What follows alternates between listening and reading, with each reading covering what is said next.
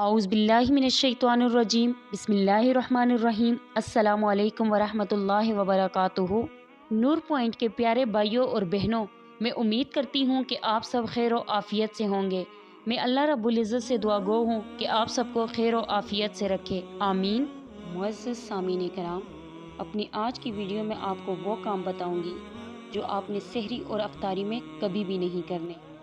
हज़रत अली रज़ी अल्लाह तआला अन्हु की खिदमत में एक शख्स आकर अर्ज़ करने लगा, ए अली, वो कौन सा अमल है जो अफ्तार के वक्त और सहरी के वक्त अल्लाह को सबसे ज़्यादा नापसंद है?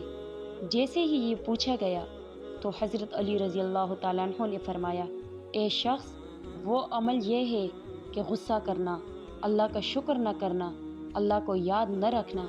मैंने अल्लाह के रसूल से सुना है कि रोज़ा रखते वक्त और रोज़ा खोलते वक्त जो इंसान गुस्से में रहता है उस वक्त, और जो लोग उससे जुड़े होते हैं उनसे तलख लहजे में बात करता है, तो अल्लाह रब्बुल इज़्ज़त उस इंसान के रोज़े के सवाब को कम कर देता है।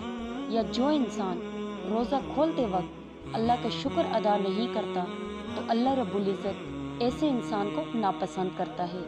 याद रखना, सबसे अजीम अमल यह है कि सहरी और अफ्तारी में इंसान परसकून रहे, अल्लाह रब्बुल इज़्ज़त को याद करे, अल्लाह का ज़िक्र करे, अल्लाह का शुक्र करे, क्योंकि मैंने अल्लाह के रसूल से सुना है जो इंसान रोज़ा खोलते वक्त अल्लाह का ज़िक्र करता है, अल्लाह रब्बुल इज़्ज़त उसके रोज़े के सवाब को 70 गुना बढ़ा देते हैं और उस इंसान के तमाम गुनाहों को अल्लाह रब्बुल इज़्ज़त माफ़ कर देते हैं। अल्लाह रब्बुल इज़्ज़त हम सबको दीन की समझ अता फरमाए और दीन के मुताबिक ज़िंदगी बसर करने की तौफीक अता फरमाए, आमीन।